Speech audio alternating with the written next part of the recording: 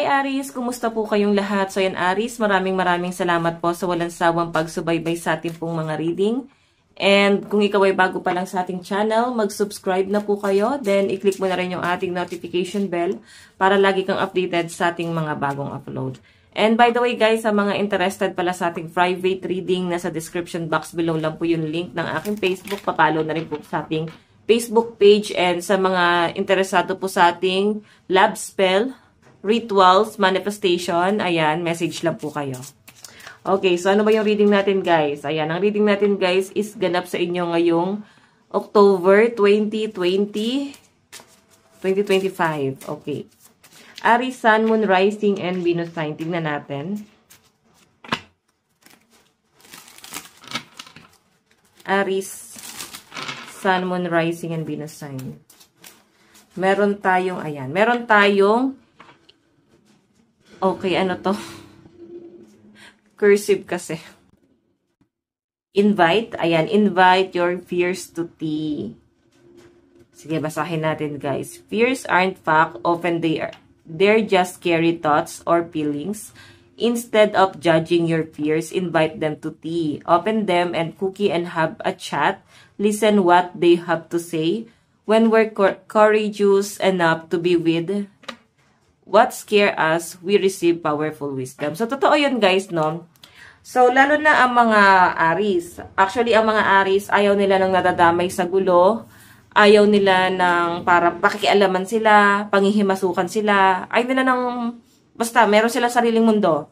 So, ang sinasabi rito Aries, madalas, since ganun yung personality mo, madalas ang nangyayari dito, pagka may mga kinakatakutan ka, ayaw mong i-face yung reality, no? So, ang nangyayari dyan, guys, wala kang natututunan or meron kang natututunan, kaya ayaw mo na siyang mangyari ulit. Pero kasi, meron daw, guys, malalim na dahilan kung bakit ito nangyayari. And parang sinasabi dyan, guys, is face your fear.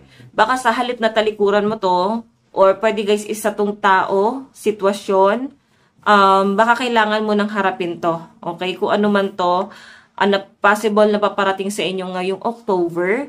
So, nakikita ko sa mga Aries na, I think, ayan, may mga natatakot ka na may malaman ka pagdating sa sarili mo. Hindi naman to guys, as in parang ikasasama na ugali na pwedeng yung iba, kunyari sa health. Okay, for example, pwedeng sa health din naman. Hindi siguro kayo guys nagpo-focus dun sa health nyo kahit may nararamdaman na kayo kasi takot kayo na malaman na baka meron talaga kayong sakit, no? So, ang sinasabi dito, baka ito na yung time para i-heal mo yan, kailangan mo nang harapin yan. Okay? Hindi mo yan kailangan takbuhan, hindi mo kailangan talikuran yan. Masyado na tong seryoso. So, nakikita ko na parang kulang sa lakas ng loob ang mga Aries. Ngayong October, nakikita ko na parang haharapin mo na to ng buong puso, no? Hindi mo na siya basta-basta parang tatalikuran. Pwedeng sitwasyon to sa tao, pwedeng sa health, pwedeng sa family. Okay? Pwedeng sa career. Ayan, invite your fears to tea. Parang kailangan mo nang i-embrace yan. Tignan pa natin, Aries. Okay. Tignan pa natin. Dito natin ito ilagay, guys. Oops, ang lambot pala ng card na to. Aries, Sun, Moon, Rising, and Venus sign. Ganap po sa kanila ngayong October. Aries, Sun, Moon, Rising, and Venus sign. Oops. Ayan na. Meron tayong at peace. Wow. So, possible na makukuha mo na yung peace of mind mo ngayong October, Aries. Nakikita ko rin, guys, na parang magiging kalmado ka na, makakahinga ka na ng maluwag, magagawa mo na yung mga bagay na gusto mo, and nakikita ko rito na parang hindi mo na kailangan tumakbo ng tumakbo, hindi mo na kailangan na parang mawala ng pakialam.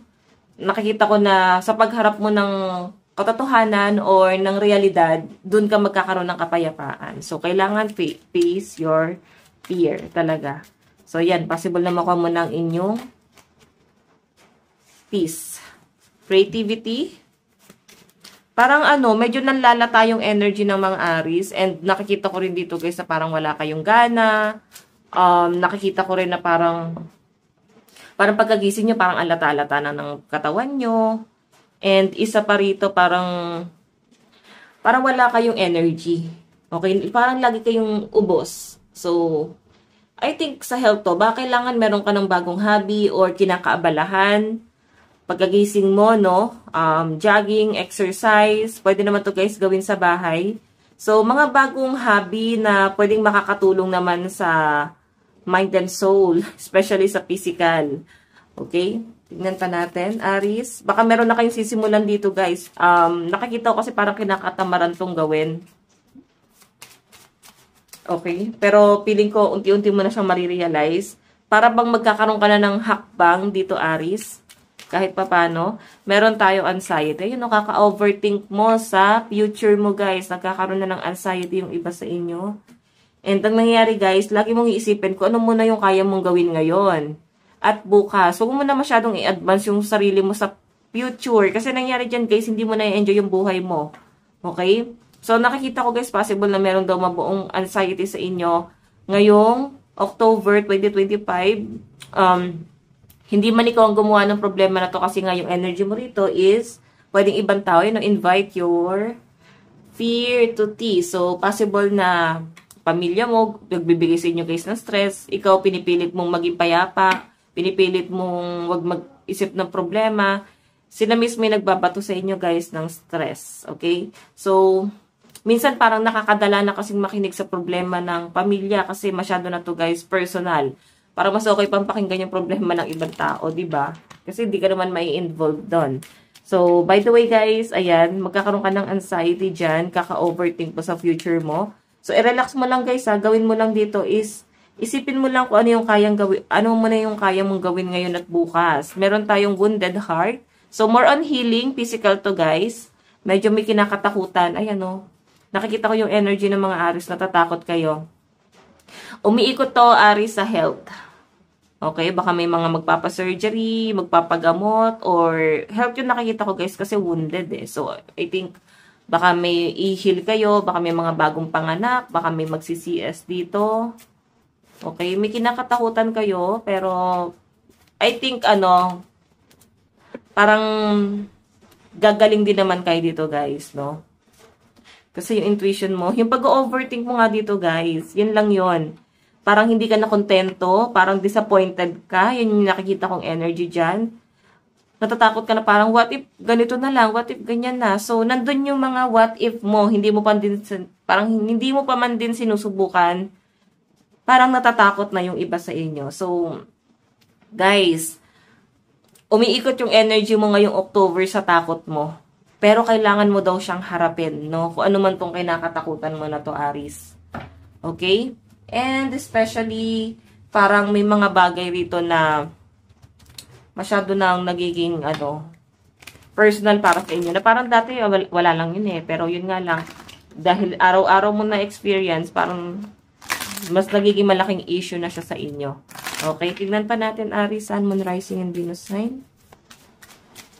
Aries, Sun, Moon, Rising, and Venus sign. Aries. Meron tayong escapist. Come home to yourself. Ayan. So, iba sa inyo guys, maaaring makuha mo daw ang inyong peace of mind sa loob ng tahanan. So, kung makita nyo, naka-jogging pants, tas nakahiga. So, baka magkakaroon ka na ng time para magpahinga. And, mahabang bakasyon, I think magkakaroon ka ng mahabang bakasyon, or yun na nga, pwedeng ipahinga mo muna yung isip mo sa loob ng tahanan kung wala ka masyadong ginagawa, and kung medyo nabuburyong ka sa ganyan, mag-exercise, sabi nga dyan is gumawa ka ng mga bagong bagay na pwedeng, alam mo yun, activity, na para kahit paano guys is, nabibuild mo, no, na may nabubuo ka sa sarili mo. Kahit paano guys is nagiging healthy ka pa rin.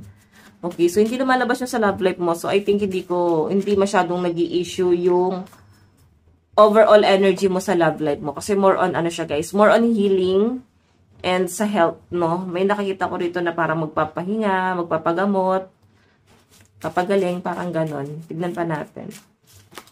Okay, so meron tayong sun, paint the sun back into your sky. So, ayan, baka ito na yung time para ibalik nyo na ang inyong inner child.